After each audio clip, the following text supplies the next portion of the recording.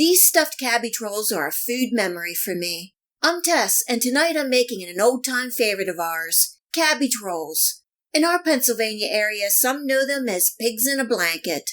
I'll show you from start to finish how to make this delicious and comforting meal. Stay tuned.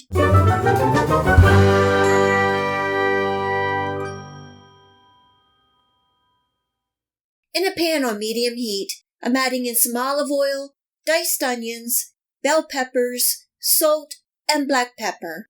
Stirring and cooking for about 5 minutes until they become nice and soft, then remove from the heat and let it cool. And just a reminder that you'll be able to find this recipe, the list of ingredients, and much more in the Show More section below. I've also included links where you can purchase online some of the ingredients and equipment that I use in this video recipe. If you have a chance, please check it out. These are panko crumbs and I'm adding a little milk and mixing.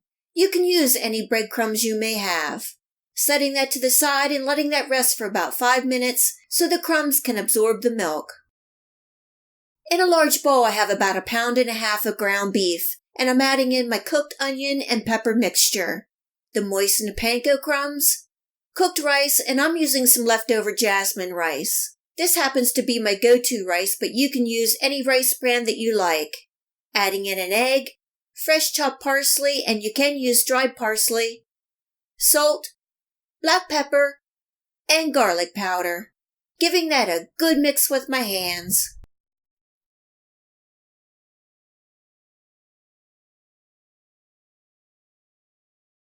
Next, I'm preparing the sauce. I have 1 can of tomato sauce, and I'm adding in some brown sugar, red wine vinegar, and you can use apple cider vinegar, and some Worcestershire sauce, giving that a good mix and setting to the side. This is a big head of cabbage. You want to choose about a 3 or 4 pound or more head of cabbage and make sure the leaves are fairly smooth and not wrinkled for rolling. If you can only find the small heads, you can double up the cabbage leaves when rolling. I have a pot of water boiling to blanch the cabbage. I'm cutting around the bottom core at a 45-degree angle and removing to expose the loose ends of the cabbage leaves. I'm taking off as many leaves as I can at this point, and then if I have more filling to use, I will blanch the cabbage head in the water so I can easily remove more leaves.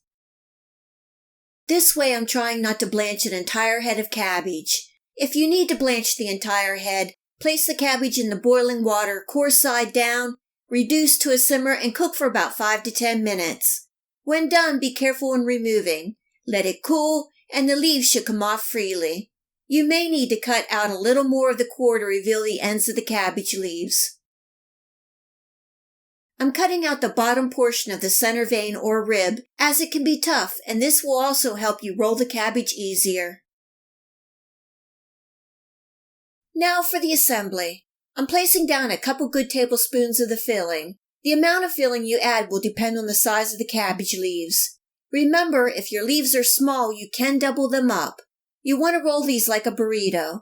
Just start rolling, tuck in the sides, and finish rolling to the end.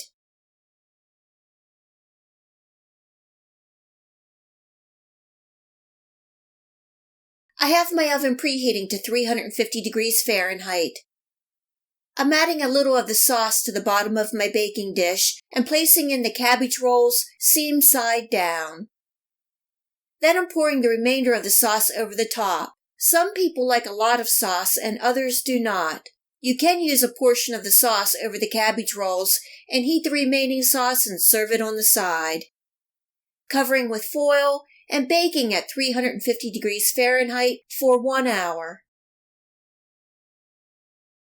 I usually serve the cabbage rolls with a side of rice and drizzle some of that wonderful sauce on top.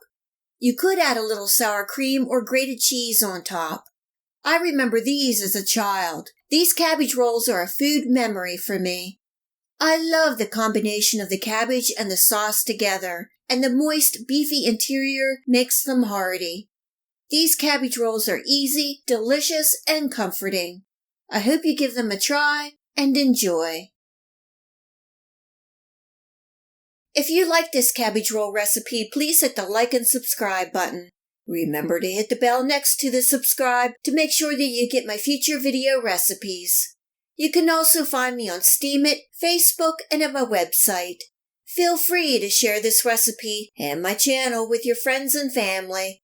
And until next time, much love!